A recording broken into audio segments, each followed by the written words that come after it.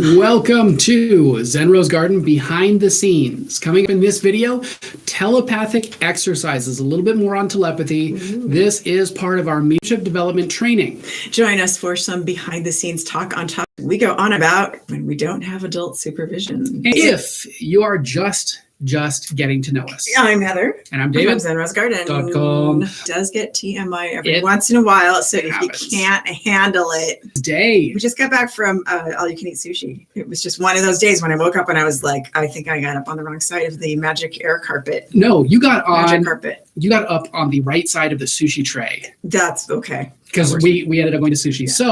So we want to talk a little bit more about telepathy today, because we got to some strange conversations over sushi lunch today, and we were like, what are some strange experiences? So we want to ask you. We're going to tell you about some of ours. Yes. Maybe. Have you ever? Let us know in the comments. Have you ever had an experience that you could legitimately call telepathic? We're talking mind-to-mind communication with another person that is connected to you. Okay. The message could be intentionally from another person that you're connected to, or unintentionally delivered from another person. Right. So everybody's saying yes, yes, yes, yes. Chandra, I'm in a whole village of psychics. No, it's a whole village. It's a whole village. Chesterfield. Camp Chesterfield is a whole village of psychics. I get it. So, it's really interesting. Definitely, Starseed says, definitely telepathy is my preferred method of communicating. Okay. Mm-hmm. So about a week ago on autumn equinox, a friend of ours came to visit one of our students. And we were texting back and forth, let's meet for lunch, meet us at this house at this time and all that. Mm-hmm. She showed up, and this is what happens when psychics forget to talk on the phone. So she showed up in the exact same outfit that I was wearing. Not that was a problem, but we weren't twins, but we both had blue jeans on, black shoes, a long black sweater coat, and a black tank top. Hashtag twinning. And I'm like, that's what happens when psychics don't call each other before lunch and say, what are you wearing? Because, that happens. So for Chandra the strangely enough, it was food related about pizza. Absolutely.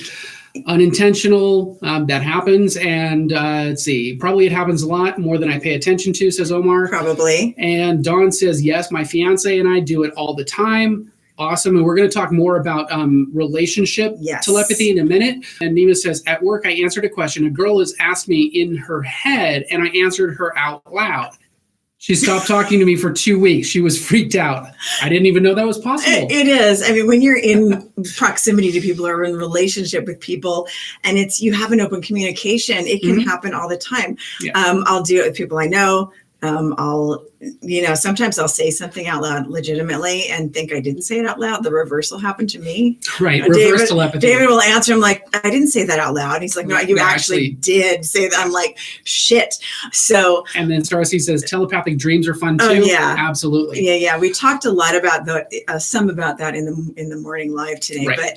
But one story that stands out in my head that we're talking about today is the cutting board story, where 1 year we had no money. We were so broke. And this is my ex-husband and I. Mm-hmm. And we had, when you're in a relationship with someone, and we had a contentious relationship, but still that telepathy was open. So you may have a really strong telepathic communication with someone that even if the relationship might be dysfunctional. Right. So it's just a natural way I think people communicate. Animals do it. Trees do it. Birds do it. Even the birds and the bees do it. We all just went there. So Yeah. So that was a moment. That would be telepathy. So 1 year we said, we're broke. Let's not get each other anything for Christmas. Let's get the kids their presents, and you and I don't need anything. Let's not get each other anything. And I kept going in the kitchen and going, wow, I would like a new cutting board. My cutting board was functional. It was fine. And I was okay. So I just kept thinking about the cutting board, and I'm like, maybe I'll buy, I'll just buy him a cutting board, and that'll be for both of us. So under the tree that Christmas, I'm like, you weren't supposed to get me anything. You weren't supposed to get me anything. I pick it up. I'm like, you bought me a cutting board. We bought each other cutting boards. So, that could have been from, we both kind of knew that's the thing that we needed in the kitchen, but he really wasn't the kind of guy to buy things I needed in the kitchen. You're right. So here's a very, it's a question that we kind of get. Yes. often in the work that we do, but we want to know, have you ever met anybody with this kind of a question or this kind of energy? Okay. How can I send a message telepathically to my ex-lover who's already seeing someone else? Want them back. Yeah. Okay. So here's the thing. I'm just, let us know in the comments if you've known anybody like this, or maybe if you've been anybody like this. We all go through it at times. We want the ex back. We want that hole to be filled.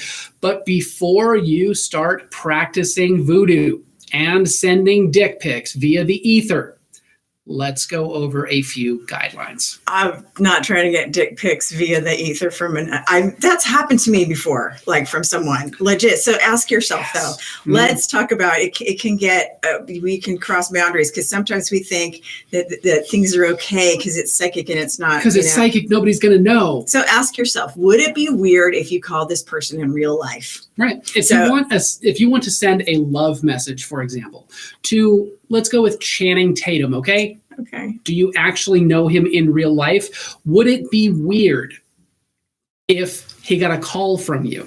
Right. So, okay, let's talk about a little bit of ethics here. Let's talk about psychic stalkerism. Okay, the same rules apply. If it isn't okay to call the person in real life, don't spam them with telepathy.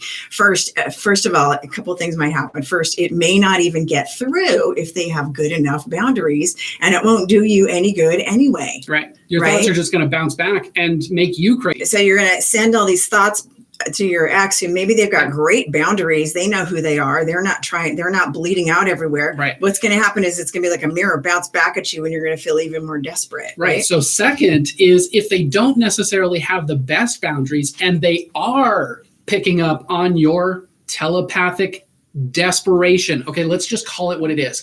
Telepathic desperation. Okay. We're creating new terms today. They're going to get massively creeped out and feel threatened and may not know where that's coming from. That's happened to me too. I mean, I apologize to any of my exes that I have done this to. I know I can be strong, but Lord says, you broke my heart, David. I can't telepathically send love into Channing Tatum. I think he's probably safe. I think a lot of people that are risen to that level have built their boundaries up over time because I don't think you can be in that big of a position and not have learned to build your boundaries because people are always thinking about them, right? So it's happened to me before, though, when I've had an ex like send something in. It's like, and they just feel creepy, right? Starseed, OMG. I thought you said telepathic masturbation. Yeah, I think that's okay if you're in a relationship with someone. With yourself, because that's masturbation. Okay. Oh, maybe. It's with yourself. Okay. So go on ahead. I see go that. On ahead. Freak yourself out all you want. So here's Send the thing. love messages to yourself. You want. Dear God, this is just going somewhere. TMI, Nima says. Is there like a rated R like warning sign we can put like NC-17? So then the last thing they should psychically know. YouTube should psychically know. Yes. So if they are sensitive enough to know what is and what isn't, you or whatever. If they're sensitive to know that it is you. It is you. And maybe what isn't you. Red flags are going to raise like nobody's business. Because you're all up in their field. That's like knocking on their window in the middle of the night saying, hey, can I come in? Yeah. I'm just saying, ex-lovers. Okay, we're talking about ex-lovers now. Ex-lovers don't belong in your field. They are an ex for a reason. Okay. And Denise says, I always know when my ex is going to call or stop by. Yeah. It also does depend on the length of time between the exery and what kind of a relationship you have. Exery. It's a new word. I just made it up. It depends on the length of time between the exery and the relationship that you have built outside of the exery. Yeah. And if you've got kids with this person, okay, there might be a little bit more leeway as far as like creating a communication style because you got kids. Well, I do remember after my divorce. Don't be freaky. After my divorce, I do remember there was a lot of going back and forth, and I had to like put a stop to it at one point and go, it has to be something energetic I actually do to like close that door. Right. So that was an interesting eye opener for me. Yeah. All right. So let's see. Chandra says, I have connected to people's higher self and their guides kicked me out. I was like, oh, okay, I respect that. And okay, so here's the thing. Most people don't have an awareness of ethics when it comes to this. So when you have an experience like that, you're just playing, right? You're just playing, you're just pretending. You don't even know what's real and what's not.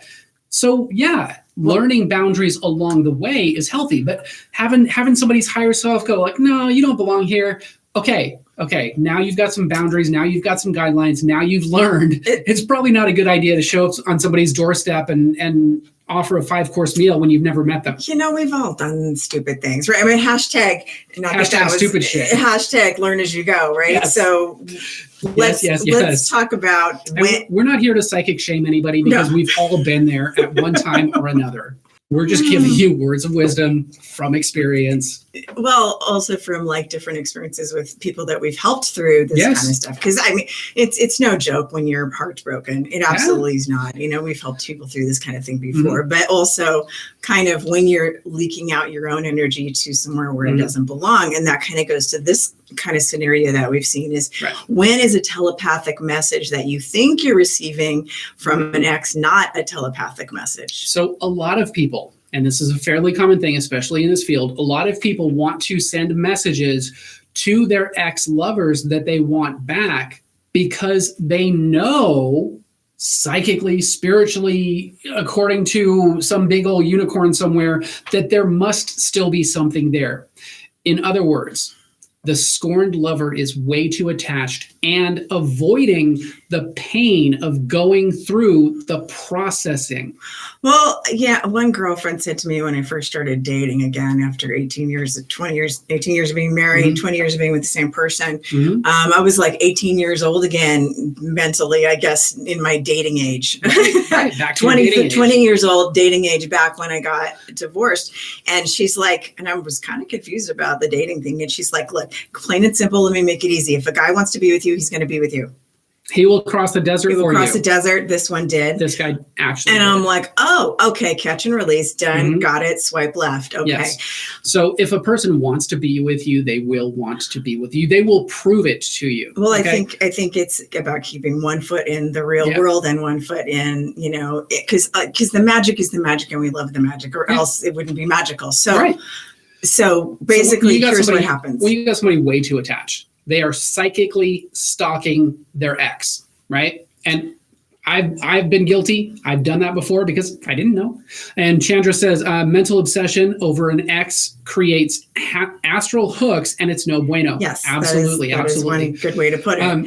So sometimes they may feel a telepathic message that they're receiving is a message from their ex who wants them back. Even though the ex is remarried and moved on. Even though, absolutely, they've moved on, they really don't have any intention of coming back. They don't have a desire to come back. They're emotionally done with the relationship and they've emotionally moved on. Energetically moved on. So this is a situation where one of those first scenarios might be applying where you're hopeful, wishful thinking. Their boundaries are like a message, and you might be sending a telepathic message to them, but it's kind of reflecting back and bouncing back, kind of like in those sci-fi movies off their force field, and it's going in a loop off their forehead. And you think it's like a message from the future, but it's really your own message coming back to you. Those sci-fi movies. So that's kind of really what happens to people, but then they get attached to. They're sending me these messages. They really aren't happy in their marriage, and it becomes this obsession that borders on. They want to leave their marriage and they want to come back to you. That is, get over it, please. So please process the emotions that you're running from. So this is when it is Chandra, yes, I am calling you out. I am calling you out. I'm guilty of it too. I've been there. We only call people out because we've put our own feet in the mud. But hopefully this, long time ago. Absolutely. You wouldn't be here honoring it if you weren't already over it. It's called the psychic statute of limitations. # learn as you grow. Right. Yes. So, especially if you were in middle school, it's totally perfect. You can do it then. We do dumb things before we're 22. And I think, or 40. I think, everything before 40, you should get a free pass on anyway. So this is when it is really wise to follow the guidelines. So ask yourself the questions. Is the telepathic message that you are receiving really a message, or is it a projection of your wishful thinking? And we have seen some major disasters when this happens, when wishful thinking overrides normal common sense. So this is when you have to get grounded in the real world, like we say, and realize that even if it is a telepathic message, if your person is not finding a way to call you in real life, or you can't call them, you need to move on and find someone who knows how to use a real phone. So that's what I'm saying about that. Real phone etiquette, just saying. And Lord says, so if I have a dream about someone I am completely over, and I haven't even thought about them in ages, and I'm like, ew, could that be them intruding on me? Yes. And we've got a couple stories about that. You want to hear that now? Let's just jump into that. Well, I'm not going to get into too much detail, but I have had that experience. And then it turned out the ex called me, and it wasn't ex. You're dreaming about an ex. It's a little bit borderline. I'm not going to go there, but it is kind of. And the ex that I'm thinking of is very good at dream projection and astral projection and practices that stuff. So I always know when that particular ex or another is like, oh, they might, and then boom, phone call message. Yeah. And the funny thing is, when we got together, there was a lot of extra energy in our own fields from our exes that was just kind of there. They would call, they would think about us, they would send messages, they would do all of this weird stuff. And we're like, why aren't you over us yet? We're over you, obviously. And what we ended up having to do was kind of solidify our boundaries so that we could function more freely. Don't make it weird.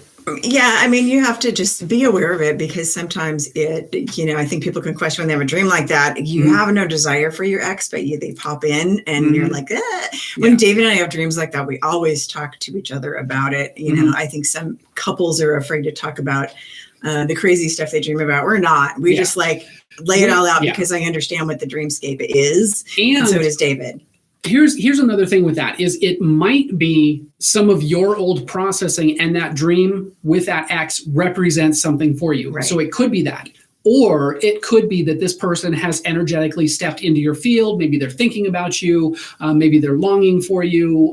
That wishful thinking, whatever it is, it could be that. So you, for yourself, have to distinguish between what is what. I mean, that's because dreams are sort of like such a receptor, and dreams, when you're dreaming, can be receiving messages from your subconscious. Usually dreams are not literal. So if you dream about a literal person, it may not even represent that literal person. And sometimes it's a superconscious message, or somebody popping in, or your subconscious is astral projecting, or your consciousness. So when you get anything in dreams, it's just good to note it, see what it is, and see what plays out. Yes, and run it by your own personal filters. So Chandra says, it's always an added pain in the ass when you are involved with other people who practice. It can be. It can also be amazing, but also building up the skills of knowing how to let go energetically as well as emotionally from any kind of a relationship that you're done with. And hashtag don't make it weird. Thanks, Chandra. Adriana says, I've straight up apologized to someone ahead of time when I realized things weren't going to work out.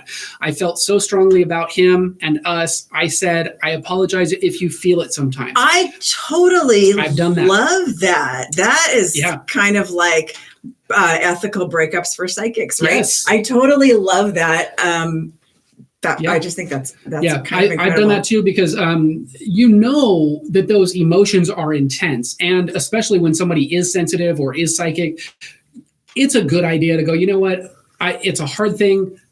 It's not going to work out between us, but I'm going to apologize ahead of time if you feel my longing for you sometimes, but know that it's not necessarily for you. I'm just working through my stuff. I am sorry if it does get on you, or if you pick up on it. I'm not doing it on purpose. Well, that's kind of nice. That's an ethical, And I've had to do that just like Adriana had to do that. I've had to do that in past relationships. And Lord says, no gracias, no thank you, no thank you. You do not belong in my field. GTFO. That is get the funk out, by the way. You know, it's interesting because people can get themselves wound up when they receive a telepathic message or information that they don't have all the info on yet, and sometimes kind of apply too much meaning to it and run with it, or run around in circles when the message might not even be There's for no them. message. Well, the message might not even be specifically for them. The message might not be even specifically for them, because there are times when you are open and free and just doing things, especially like doing the work that we do, because we're meeting with different people individually through the week for their sessions throughout the world. And we've got our group where we're kind of connected with the group. So here's an example of that. This morning, I was thinking about, I'm trying to put, I don't know, about once a week, or I'll put mediumship exercises in the Zen Ed Academy for, practice. For practice for the students. And this morning I woke up and I was like, I'm going to put a mediumship exercise in the group for people to work on. And then I was hearing the song. I'm like, I wonder what that is. I'm having coffee and I'm hearing the song Calendar Girl in my head, the old one from Neil Sedaka. And I'm like, that's none of my people. It's not my favorite song. My mom didn't, my parents knew it, but it wasn't like it. So it's like, that's the exercise. So I was like, okay, let's put that in the group. So let's play with songs. Let's play with it. So I kind of put it out to the mediums in the group and the sensitives in the group. The first tap in to let's do this as musical postcards from the other side. And it ended up being a really fun exercise. And that the song ended up being one of the people's grandparents in the group. So, and then everybody got different songs for different people. So songs, so that's like a message, not even a message for me, but it popped in because I had expanded my awareness into, I'm going to do something for my students. And this is also really good for you guys, because some of the easiest forms to send telepathic messages on are songs. Food is super easy. If you watch this morning's video, we talked about food telepathy. Food telepathy, it's a real thing. It happens in this household all the time. It's ridiculous. Nima even does it. And then pictures, anything emotionally charged, those are all really easy to work with telepathically. And it's really a lot easier to do with someone that you're in a relationship with, that you're in a family with. And my brother Alex and I do it on the DL all the time without even thinking about it. I'll think about him, he'll call me, he'll think about me, I'll be like, we're not even intentionally doing it. So it just happens. Let us know in the comments if you've ever had this event happen. Okay. You go to call somebody and they are calling you. You call somebody, you go to dial the phone, and you literally pick up the phone to dial it, and it's them on the other line. I used to do that with. Have you ever had that happen? Yeah, several times. It's crazy, right? Because you're just synced up. It's like you get that message and there it is. So these are times when it's really okay. You know what I mean? It's like practice with the people that you know. Boom, boom, all the time. Raised hands. Yes. And absolutely. This is different. Okay. So let's say that you really are trying to call your person in. You know, your twin flame, your soulmate, whatever you want to call it, the love, your true love, and you really want to connect with them, but you don't know who they are.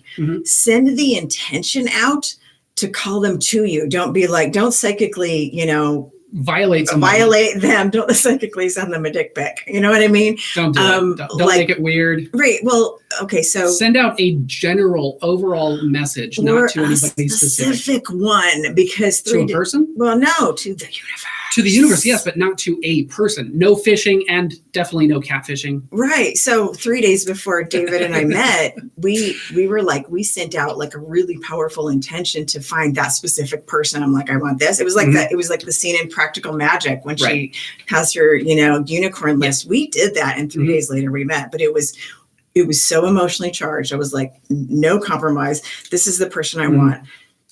No specific person, but then that person will show up. So I think when that's the thing, is we sent a message to the universe, not to each other. Okay. We sent a message to the universe, not to a specific person. We were like, okay, this is what I want. This is what I want. This is what I want. It's still telepathy, because our vibrations were being aligned with each other, even if we didn't know who we were. Let the universe be your matchmaker is what we're trying to say, because it's really clumsy if you're not a professional. So send your message out to the universe. Let the universe get your telepathic message to your twin flame, soulmate, true love, unicorn, and it'll happen a lot faster than you trying to go, right? So we're going to give you a fun little exercise now to make this super easy. We're going to use the easiest forms of telepathy to start with. We're going to give you a couple other different ways this plays out, or alterations to this at the end. Let's see. Chandra says, you placed an order? Absolutely. We both did on the same day, 3 days before we met. It was a little insane. It was pretty insane. Adriana says, me currently, keep working it. And most importantly, work on yourself to become the one that you want to attract. That's 100% it. It's kind of, that's one of my pre-exercises was who would I want to be with and how can I become that first, right? I love the insanity. Thanks, Lords. Okay. So dogs. Yes. Dogs are so telepathic. With dogs. And here is a super easy exercise to get yourself out of the way with dogs so that you can also get yourself out of the way with humans too. So here it is. Are you ready? It's so fun. Okay. So send an image of you holding your dog's favorite treat or toy from another room. The dog has to be in a completely different room. And you're holding their treat or holding their toy. Yeah, just make sure it's not just the image. Make sure you're actually holding it. Yes. They won't be happy without any other indication. Okay, and it may take a few times, or they might get it right away. It might happen right away, but it will start to surprise you how fast this can happen. And Lord says, can this be done with the cat? Absolutely, but it kind of depends on the cat, because cats are more don't give a fuck than dogs are. Dogs are more like, okay, let's play. So it's easier with a dog. I'll tell you that. For a cat, but yes. It works with our cat. Mm-hmm. It does work with our cat. But most cats are, cats are different than dogs. You guys know this. Mm-hmm. Then practice telepathic versions of commands they already know when they're closer. Like we did this with a couple of dogs of ours. Yeah. Just practice. Sit, lay down. Super simple commands that they were already familiar with. And make sure that you don't give any physical indications of that. Like, hand commands, just do it from the mind, just thought. So a shift on this is playing with friends. Okay. With permission, of course. Don't make it weird. Don't be that psychic stalker. Use psychic cell phone etiquette. Okay. If you would text this person and you would feel okay texting this person, if you would call this person and it would feel okay calling this person, then you can psychically reach out.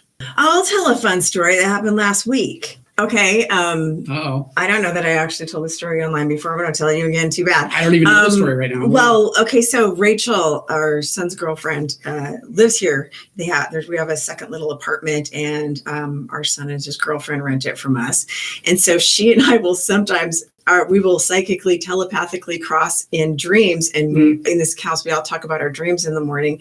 And so I was up at 5 o'clock in the morning.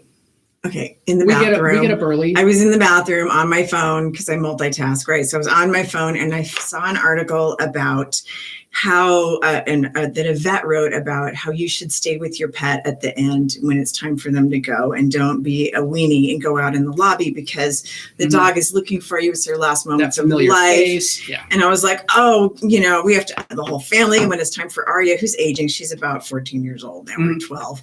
And so she's kind of a little older of a dog. And so we're like, when it's time, we are going to be there. I got really emotional, crying in the bathroom in the morning. It's 5 a.m. Rachel gets up in the morning and she's like, wow, I had the weirdest dream that I was in this freezer. It was like long, and she described the shape, which is the shape of our bathroom. And she's like, I was looking for the toilet that was in the freezer, and it was like at the end right there. And I'm like, oh my gosh, it's like telepathically picking up on what was happening. She goes, and Arya was sitting in there.